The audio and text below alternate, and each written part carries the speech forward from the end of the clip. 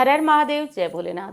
नमस्कार, मैं साधना पांडे मार्गदर्शन पे आपका स्वागत करती हूँ। तो आइए दोस्तों, आज की विशेष वीडियो है जो बहुत ज़्यादा पूछी गई है कि जो लोग अपने घर में लड्डू गोपाल जी रखे हैं, शालिग्राम जी रखे हैं, वो पूजा प्रार्थना सेवा उनकी कैसे करें। तो सबसे पहले तो बहुत ही प्यारा अनुभव है दोस्तों लड्डू गोपाल जी और शालिग्राम जी को रखने का। बहुत ही अच्छा लगता है, बहुत ही मधुर लगता है और बहुत ही अद्भुत लगता है अगर आप अपने घर में लड्डू गोपाल जी रखे हों, शालिग्राम जी रखे हों। देखिए, लड्डू गोपाल जी के बारे में तो नहीं, लेकिन शालिग्राम जी के बारे में एक बात आपको बताना चाहती हूँ। दोस्तों, मैंने ऐसे परिवारों को देखा है जो बिल्कुल टूटकर बिखरने के कगार पे थे और शालिग्राम जी को वो अपने घर लाए, भोग लगाना सामान्य प्रारंभ किए और वो परिवार आज संवर रहे हैं, फल फूल रहे हैं। तो ये तो देखी हुई बात है, क्योंकि जो शालिग्राम जी हैं वो साक्षात भगवान विष्णु का स्वरूप है, ठाकुर जी है। तो आप इन्हें अपने घर में रखिए, इनकी पूजा करिए, इनकी आराधना करिए। और आज के वीडियो में आप जानेंगे कि अगर लहसुन प्याज आपके घर में बनता है तो आप शालिग्राम जी लड्डू गोपाल जी का भोग कैसे लगाएं, और कहीं जा रहे हैं तो आप लड्डू जी गोपाल जी को, शालिग्राम जी को अपने घर में कैसे उनको रखें या छोड़ें, क्या करें, सारी विशेष बातें। सबसे पहले तो जिन घरों में शालिग्राम जी लड्डू गोपाल जी रहते हैं, रौनक बनी रहती है, ये तो सत्य है। बहुत सारे लोग रखते हैं और बहुत सारे लोग उनकी सेवा नहीं कर पाते हैं। जैसे आप तो जानते हैं कि मेरे मंदिर में देखे भी होंगे कि मैं लड्डू गोपाल जी या शालिग्राम जी को नहीं रखती हूँ, क्योंकि शालिग्राम जी की एक विशेषता होती है कि उन्हें महिलाएं नहीं छू सकती हैं तब तक जब तक उनको पीरियड्स आते हैं। पीरियड्स के बाद जब वो निवृत्ति उनको मिल जाती है, उसके बाद ही वो लड्डू गोपाल जी शालिग्राम जी को स्पर्श कर सकती हैं। तो पहली दिक्कत यह है जिस कारण मैंने रखी हूँ। दूसरी है कि लड्डू गोपाल जी, तो देखिए लड्डू गोपाल जी में प्रॉपर सेवा की आवश्यकता होती है, जो सेवा मैं आपको अभी बताने भी जा रही हूँ। और सबसे बड़ी चीज़ कि अगर आप उन्हें कहीं बाहर जाएं तो लेकर के जाएं, जो लोग कहते हैं। और दूसरी चीज़ कि बहुत लंबे टाइम तक कभी कभी आपका घर बंद रहता है, मेरा रहता है स्पेशली, तो फिर ऐसी स्थिति में लड्डू गोपाल जी शालिग्राम जी को असुविधा होगी। इस कारण मैं लड्डू गोपाल जी या शालिग्राम जी की सेवा करने में असमर्थ हूँ। भगवान जब चाहेंगे तो आ जाएंगे, क्योंकि उनकी सेवा करने वाला तो देखिए कोई है ही नहीं। वो चाहते हैं जिससे ना, उससे सेवा लेते हैं। हम और आप कोई है ही नहीं कि उन्हें अपने घर में रखें, उनको सेवा करें, कुछ नहीं होता है ये। आप चाहें तो नहीं कर सकते, लेकिन वो चाहें तो आपको अपनी सेवा दे सकते हैं। तो पहली चीज़ तो जिन घरों में लड्डू गोपाल जी हैं, शालिग्राम जी हैं, बहुत प्रश्न रहता है कि लहसुन प्याज बनता है, फिर कैसे उनका भोग लगाएं। तो देखिए दोस्तों, अगर लहसुन प्याज बनता है तो मैं ये नहीं कहूँगी कि आप मत खाइए, आपका खाना है, आप खाइए। लेकिन आप भगवान के भोग के लिए या तो अलग कढ़ाई रखें, और अलग कढ़ाई रख करके आप उसमें क्या करें कि आटे की जो पंजीरी होती है ना, थोड़ा सा घी डालकर, सूखा आटा भूनकर, उसमें चीनी मिलाकर, ड्राई फ्रूट मिलाकर भी भगवान को भोग लगाया जा सकता है। या कभी कभी दूध का भी भोग लगा सकते हैं, कभी दही का भोग लगा सकते हैं, कभी फल का, कभी मिश्री का, कभी ड्राई फ्रूट्स वगैरह रख लीजिए, उनका भी भोग लग जाता है। मैं बहुत ऐसी आंखों देखे परिवारों की बात कर रही हूँ। या बहुत लोग तो एक और नियम करते हैं जो मैं आपको बताने जा रही हूँ। बहुत लोग तो एक ही दिन भगवान के लिए लड्डू, 15 दिन का, 10 दिन का लड्डू, मतलब महीने में 2-3 दिन वो क्या करते हैं, लड्डू बनाते हैं और पूरे जो सप्ताह है उसमें वो भोग लगाते हैं। तो आप इस तरह से भी कर सकते हैं। आटे की पंजीरी सरल है, वो कर सकते हैं। और चाहे तो आप मिश्री का, मखाने का, इन सब चीज़ों का भी भोग लगा सकते हैं भगवान को। तो इस तरीके से करके जो आपकी भोग वाली समस्या है वो तो सॉल्व हो जाएगी। आप खाते हैं लहसुन प्याज, खाइए, लेकिन भगवान के भोग का जो बर्तन होगा ना, उसे आप प्रयास करें कि उसे अलग रखें। भगवान के भोग के बर्तनों को आप कभी भी अपने बर्तनों में न मिलाएं।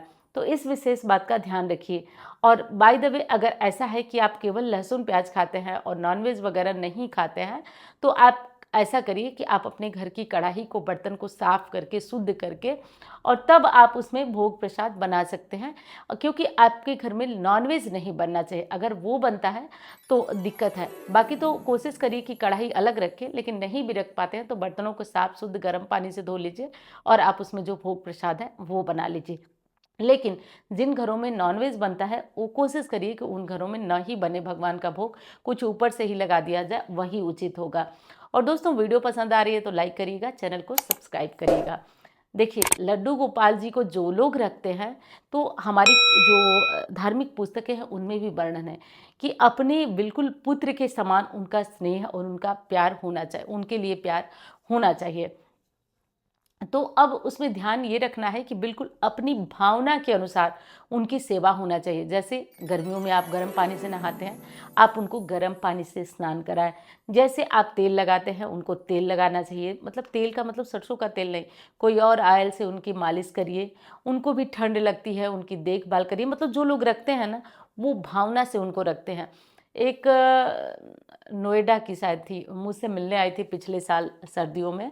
तो वो बोली मुझसे कि दीदी मेरे लड्डू गोपाल जी पहले से जब मैं ले आई थी तो पतले थे, अब हिस्ट पुष्ट हो गए। तो मैं उनसे तो कुछ नहीं बोली, बाद में मैं समझी कि वो हिस्ट पुष्ट कैसे उनको दिखने लगे, उनकी भावनाओं में दिखने लगते। पहले वो उनका कमेंट आ रहा था, अब शायद वो उनको कोई दिक्कत है या जैसे भी हो, मिलने आई थी मुझसे। और क्या उनका नाम था, वो उनका भी कोई चैनल था और उनकी आईडी कोई थी, उससे कमेंट आता था। तो तो वो बताई कि अब हेल्दी हो गए हैं। तो मैं समझी कि वो भावनाओं से होता है। तो अपनी भावनाओं से भगवान की सेवा करिए, पूजा करिए, जितनी आप सेवा कर पाते हैं। तो आपका ये जो भोग वाली दुविधा थी वो तो मैंने दूर कर दी कि रोज़ नहीं बना सकते हैं, तो आप किसी बर्तन में रख लीजिए और रोज़ उसका भोग लगाइए। और अगर 2-4 दिन 10 दिन के लिए कहीं बाहर जाना है तो क्या करें। तो देखिए दोस्तों, कभी कभी सूतक पड़ जाता है, पातक पड़ जाता है। तो ऐसे में लड्डू गोपाल जी को, शालिग्राम जी को, जिस परिवार में आप जाने कि ये परिवार अच्छा है, पूजा सेवा करता है, उसके यहाँ आप 2-4 दिन 10 दिन के लिए सूतक पातक में दे सकते हैं। और दूसरी चीज़ है कि अब जैसे कि आप अ, सूतक पातक में दे सकते हैं, या अगर कोई परिवार ऐसा नहीं है लेने वाला, तो उस स्थिति में आप लड्डू गोपाल जी, शालिग्राम जी को आप किसी मंदिर में रख के पुजारी जी से बता दीजिए, तो उनकी सेवा मंदिर में भी होती रहेगी और वापस आके आप उन्हें अपने घर में ले लीजिए। अब बहुत सारे लोगों को देखती हूँ, मैं भी देखती हूँ कि वो लड्डू गोपाल जी, शालिग्राम जी को लेकर अपने साथ साथ जाते हैं। देखिए, मैं आपकी भावना की बहुत बहुत बहुत इज्जत करती हूँ, लेकिन मैं अपनी पर्सनल बात बताऊँ तो मुझे सही नहीं लगता है, क्योंकि हम मनुष्य हैं, जाने अनजाने में बहुत सारी अपवित्र पवित्र चीज़ों पे हमारा पैर पड़ता है। तो कहाँ कहाँ हम लड्डू गोपाल जी को लेके घूमेंगे। तो मैं कहती हूँ कि आप हो सके तो आप कहीं किसी के घर रखें, मंदिर में रखें। अगर बहुत ज़्यादा जाना आना आपका है, तब तो मतलब जैसे कहीं आप वैसी जगह जा रही हैं जहाँ मंदिर वगैरह है, तो आप उन्हें लेके जाइए। बाकी तो लोगों को मैं देखी हूँ ट्रेन में भी लेके घूमते हैं और इस तरह से करते हैं। तो ट्रेन कितनी साफ होती है आप लोग भी जानते हैं। और वहाँ भगवान को कहाँ रखना, कहाँ करना, बहुत सारे पवित्र अपवित्र पीरियड्स वाली भी महिलाएं होती है, तो सबसे स्पर्श होता रहता है। तो ये बहुत सही नहीं लगता है। बाकी आपकी भावना जैसी हो, मेरा जो कहना था वो तो मैं आपको बता चुकी। लड्डू गोपाल जी हों, शालिग्राम जी हों, देखिए उन्हें कम से कम 2 बार तो भोग आप अवश्य लगाइए। जो लोग वैसे भावना से करते हैं वो तो कई बार, 3 बार 4 बार भोग लगाते हैं, लेकिन कम से कम 2 बार भोग आपको अनिवार्य लगाना है। एक तो सुबह में लगाइए और दूसरा भोग शाम में लगाइए। सुबह और शाम में 2 टाइम का भोग अवश्य रूप से लड्डू गोपाल जी या शालिग्राम जी को आप लगाएं। बाकी आप चाहें तो सुबह भोग जो अनाज का लगाने से पहले आप उन्हें जगाएं, उन्हें दूध का भी भोग लगा सकते हैं। या इतना सारा प्रपंच आप नहीं करना चाहते तो 2 बार भोग आप अवश्य लगाइए, अगर लड्डू गोपाल जी या शालिग्राम जी रखे हैं तो। और जो लोग संतान के लिए परेशान हैं वो तो ज़रूर ही लड्डू गोपाल जी या शालिग्राम जी की सेवा करें और पूजा करें। और देखिए, एक चीज़ और मैं आपसे पूछने वाली थी, आप हो सके तो मुझे बताइएगा। मैं हरिवंश पुराण पढ़ने जा रही हूँ, अब मुझे वो पढ़ना है। तो मैं सोच रही थी कि मैं पढ़ते टाइम उसे रिकॉर्ड कर लिया करूं और चैनल पे डालूं।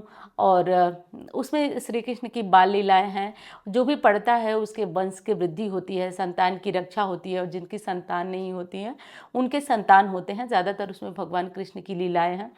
तो वह मैं पढ़ने जा रही हूँ। अगर आप सभी कमेंट करें इस बात का, तो मैं उसके लिए एक वीडियो बना करके और आपके साथ भी उसे डालती जाऊँ, ताकि आप भी सुनते जाएं और उसका पुण्य फल मिलता है। मैंने बताया ना कि वंश की वृद्धि होती है। राजा जन्मेजय जी ने सुना था, जब उनका वंश समाप्त हो गया था, तो उससे बहुत अच्छा होता है। तो आप लोग चाहें तो मुझे कमेंट करके बताइए कि, क्योंकि मैं किसी भी शुभ मुहूर्त का इंतज़ार में हूँ। उस दिन से मैं हरिवंश पुराण प्रारंभ करने वाली हूँ।